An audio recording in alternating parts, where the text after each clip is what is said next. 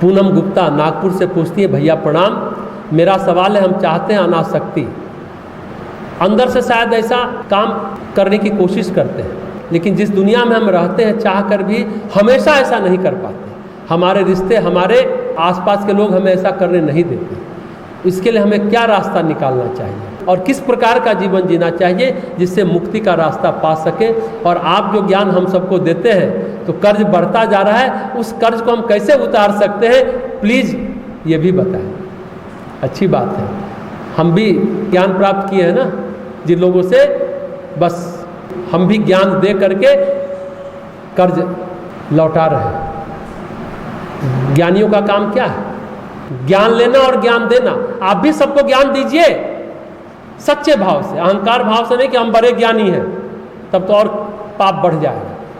इस तरह से करिए तो बात बनेगी। ज्ञान हम नहीं देते, ज्ञान तो परमात्मा की कृपा है जो हम एक साथ इस ज्ञान की बातों को महसूस कर सकते हैं, करते हैं। अब बात अनासक्ति की करें। अनासक्ति दिखती नहीं है, अनासक्ति होती है। जीवन का एक सूत्र है, जीवन को अभिनय की तरह जीना चाहिए। कुशल अभिनेता की तरह जीवन जिए। वास्तविक जीवन में अभिनय और अभिनय में वास्तविकता।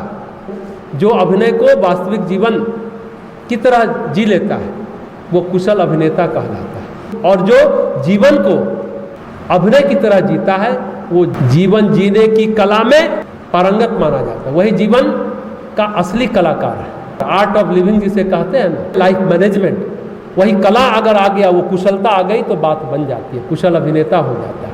तो अनासक्ति का मतलब समझे, ये नहीं कि हम पत्नी से दूर रहें या पति से दूर रहें और रिश्ते को खराब कर लें, बल्कि ज़्यादा अच्छे से सुख दुख में भागीदार बने। भागीदारी करके सब करते हुए अंदर आप महसूस करेंगे सिर्फ और सिर्फ भगवान को। भगवान ने जो दायित्व दिया, जो भूमिका दी, उसको भली भांति हमने निर्वहन किया। यह है अनासक्ति का भाव, और भाव ऐसा आ जाएगा तो आप अच्छे से कर्म कर पाएंगे। अनासक्ति में फिर आप तनाव में नहीं रहेंगे। हाँ, तनाव में दिख सकते हैं लेकिन रहेंगे नहीं। जिंदगी में आदमी रिश्तों में सुकून खोजता है, वहीं पर बैठता है, पल दो पल चैन से किसी के पास बैठकर बिता ले, बात कर ले। जहाँ गर्मी होगी वहाँ कोई नहीं बैठना चाहता। गर्मी जहाँ होती है हम छाया तलाशते हैं। ज़्यादा विरक्त हो जाएंगे तो जीवन ही उचाट होता चला जाएगा, मन उचाट हो जाएगा, और ज़्यादा इधर उधर की बात करने पर उच्चाटन और बढ़ता चला जाता है, मन उचटता चला जाता है। इसलिए सामने वाले को इतना प्रेम दे, इतना प्रेम, इतना अपनापन दे कि वह इधर उधर न भटके। ये समझ ले कि प्रेम चिकित्सा है। सभी को अपनापन देते हैं और इलाज कराते हैं, किसी की सेवा करते हैं, ध्यान पूजा पाठ या समय की पहचान कराते हैं, तो बात बनती चली जाएगी। हमारे पास भी लोग आते हैं तो हम लोग दवा देते हैं, अच्छे से बात करते हैं, अपनापन देते हैं। फोन पर भी एक ही बात को 3 बार पूछता है लोग, तो भी बताते हैं ऐसे रहो वैसे रहो, प्रेम पूर्वक। सिर्फ और सिर्फ अपनापन का एहसास कराते हैं, प्रेम का एहसास कराते हैं, लेकिन आसक्त नहीं रहते। तो आप अनासक्ति का दिखावा मत करिए, अनासक्ति को अनुभूत करिए। प्रश्न पूछा है आपने, अनासक्ति निभ जाएगी। अनासक्ति कहाँ निभती है, कहाँ घटित होता है? अंदर, बाहर नहीं। आदमी की वृत्ति है, भाव है प्रेम पाने की चाहत। मन जब तक प्रेम का स्रोत जीवन में नहीं खुलता है ना, तब तक आसक्ति आपके जीवन से नहीं जाती है, अनासक्ति नहीं आ पाती है। प्रेम का स्रोत कहाँ है? अपने जीवन में एक प्रेम का स्रोत होना ही चाहिए।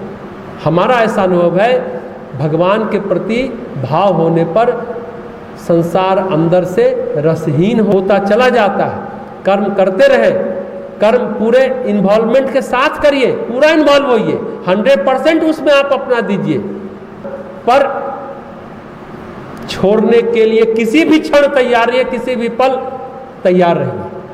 आसक्ति भी अनुभूति है, अनासक्ति भी अनुभूति है, पर अनासक्ति अनुभूति ऐसी है कि बाहर से दिखे कि हम आसक्त हैं, लेकिन अंदर से अनासक्त हैं। जब जीवन में भक्ति का, प्रेम का स्रोत खुल जाता है तो संसार की उपस्थिति पानी की लकीर की तरह हो जाता है। पानी का लकीर अभी है, अभी नहीं है। पत्थर की लकीर अमिट होती है, लेकिन पानी पर लकीर देखेंगे वो अमिट नहीं होता, मिट जाता, अभी है, एक पल में गायब। संसार ऐसा हो जाता है जब भक्ति लोग करते हैं, जब प्रेम का स्रोत जो भगवान है, परमात्मा है, जब वो स्रोत से जुड़ जाता है भक्ति के माध्यम से, तो फिर कुछ और बातें हो जाती हैं, पानी की लकीर हो जाती है। तो भगवान का रिश्ता वो हमारे आत्मा के तल पर उपजता है, आत्म चेतना में उपजता है। आनंद हमें चित्त के पार ही मिल पाता है। अनासक्ति घटित हुई, इसका परिणाम क्या होगा? ऐसा नहीं कि किसी का प्रेम प्रभावित होता है। प्रेम तो प्रभावित अनासक्ति नहीं ही करेगा। कोई आपसे बहुत प्रेम कर रहा है, आप अनासक्त हो गए अंदर से, वो प्रभावित नहीं करेगा। आपको किसी की गालियां भी प्रभावित नहीं करेगी, गाली भी आपको स्पर्श नहीं करेगा। जब आसपास के लोग अगर आपको गालियां दे रहे हैं, आज क्या होता है, हम तुरंत प्रभावित हो जाते हैं। तो आप थोड़ा अपने मन को खोलिए, जहाँ प्रेम का स्रोत है उस परमात्मा से जुड़िए, तब आपको गाली प्रभावित नहीं करेगी। गाली में कोई तत्व नहीं है, आपको समझ में आ जाएगा। हाँ, अगर आप आसक्ति का दिखावा करेंगे तो आसपास के लोगों से काफ़ी प्रभावित होंगे। अब प्रश्न है कि प्रयास कहाँ से करें। हो गई बात कि अनासक्त कैसे हुआ जाए, क्या उसका परिणाम होगा, कैसे करें, प्रयास कहाँ से शुरू करें? तो प्रयास शुरू करें अपने विचार विवेक से। प्रयास होता है अपने विवेक से करिए, अपने भाव से करिए। दिन भर हम लोग भी लोगों से घिरे रहते हैं, लेकिन प्रभावित नहीं होते। आसपास के लोग प्रेम दर्शाते हैं, आप भी 10 गुना उससे ज़्यादा प्रेम दर्शाइए। लेकिन अगर नफरत कर रहा है, गाली दे रहा है, तो आप 20 गुना प्रेम दर्शाइए उससे। आसक्ति दिखती है और अनासक्ति दिखती नहीं है। समस्या कब होती है? आसपास के लोगों को अनासक्ति का दिखावा होता है, प्रदर्शन होता है, तब लोगों को आपत्ति होती है। प्रेम भाव से रहेंगे तो किसी को आपत्ति नहीं है। बहुत ये सूक्ष्म अनुभूति है अनासक्ति। हमारे मित्र हैं, बाबा मरे उनके, तो मन में लहरें उठी, विचार विवेक था तो मन थम जाता था, लहरें थम जाती थी, मन में हिलोर उठती थी। मन को कहते थे क्या मूर्खतापूर्ण विचार कर रहे हो, यहीं से प्रयास शुरू करना होगा। तो मन शांत होने लगता था जब इस तरह से सोचते थे। क्या फालतू बात सोचते हो। उनकी माँ भी गई, उन्होंने अपने सारे कर्तव्यों का पालन किया। हाँ, हाय हत्या नहीं मचाया, रोए चीखे चिल्लाए नहीं। सच ये है, वो अपने मन को समझाते थे, अरे यहाँ कौन आता जाता है, प्रकृति के किसी परत में माँ होंगी, बाबा होंगे, किसी ना किसी कोने में वो जीवात्मा रह रही होगी। वो तो कोई बिरला ही मनुष्य होगा जो मुक्त पुरुष हो गया और प्रकृति के पार चला गया, प्रकृति में ही होंगे। फिर किस बात का शोक करें, क्यों चीखे चिल्लाएं, क्यों मन में लहर को उठने दें, मन को थामे। तो लोग कहते हैं एक कमरे से दूसरे कमरे में जीवात्मा चली गई, एक देह छोड़ के दूसरा देह धारण की होगी। तो अनासक्ति आसान है अगर इस तरह से सोचें, पर समस्या तब होती है जब हम दिखावा करते हैं। कई लोग हैं ना, पति कमरे में आता है तो पत्नी कहती है कि ना आज मेरा उपवास है, मेरा मेडिटेशन का टाइम हो रहा है, ये क्या है, दिखावा। फिर समस्या होती है। तो रिश्तों में अनासक्ति का जो दिखावा करते हैं, मेडिटेशन करने बैठ जाते हैं, फिर समस्या उत्पन्न होती है। अनासक्ति क्या है, जरा इसको और अच्छे से समझने की कोशिश करें, उस तरह कैसे प्रयास करें। अनासक्ति है जैसे कटहल काटते हैं तो हाथ में तेल लगाते हैं, तो उसका दूध नहीं लगता, दूध चिपकता नहीं है, लस्सा नहीं होता। अनासक्ति मतलब संबंधों को बड़े मन से जीते हैं, मस्त होकर के जीते हैं, आनंद से जीते हैं, लेकिन आपके चित्त में उसका लेप नहीं लगता, वो चिपकता नहीं है, चित्त को स्पर्श नहीं करता। अनासक्त होता है विवेक से।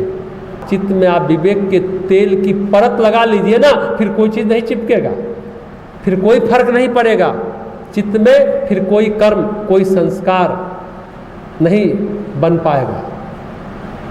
कृष्ण भगवान ने अनासक्ति का पाठ पढ़ाया भगवत गीता में अर्जुन को, लेकिन कुछ लोग आलोचना करते हैं कि अरे 16,108 रानियां थी उनको, कुछ लोग कहते हैं द्वारका डूब गई।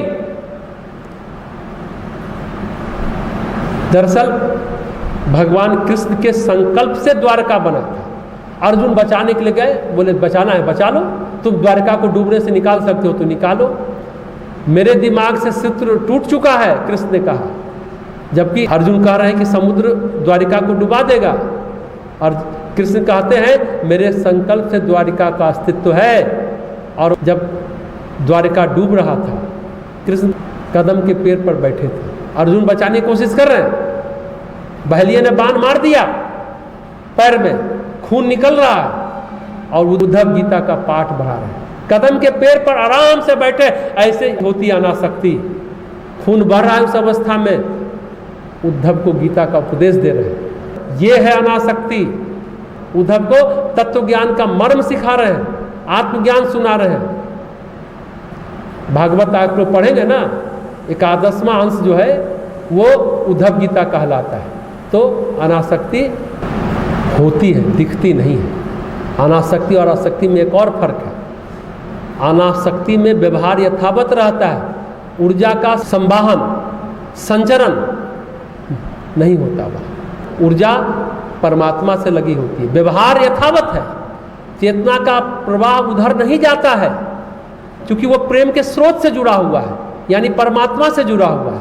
अनासक्ति मतलब पर्दे पर चलने वाला सिनेमा, दिखता है पर होता नहीं है।